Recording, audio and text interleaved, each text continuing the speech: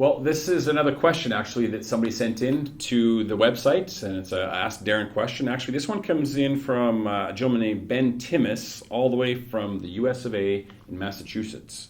And what he is basically asking me is, how did I start off playing Cashflow, and how did I really get people to come out and play the game? So is there any tips on basically doing that? And he also gave me a little plug. Congratulations for becoming a Rich Dad Advisor. Basically, the room that I'm in right now is an office that I own, and I've been in here for about 5 or 6 years, and this is a training room where actually we play Cashflow. So I've always been very true to Robert Kiyosaki's message and mission, and we continually play Cashflow. In fact, we've got a game coming up here in a few nights. Now, when I first started Fast Track to Cashflow, I rented a room, a hotel room, and I thought about 60 to 80 people would show up. My very first game only had 4 people show up.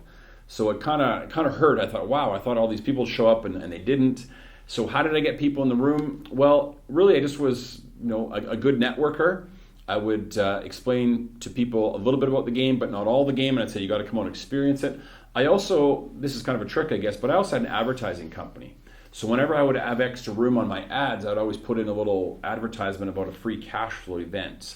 I then started to do small classified ads in the Edmonton Journal, and when I spent $100, I'd get a lot of people out, so I started spending $200, $500.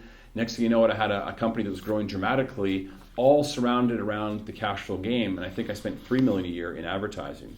So I just started small, did some small advertising, some small classified ads, then went bigger. But the bottom line is when people do play the game, they've got to have a good experience. They've got to learn a lot. You're not there to tell them how to play. You're there to facilitate and draw out the learning. So if that's the case, I think you'll have a lot of happy repeat customers who will tell others, and that should help grow your Cashflow clubs.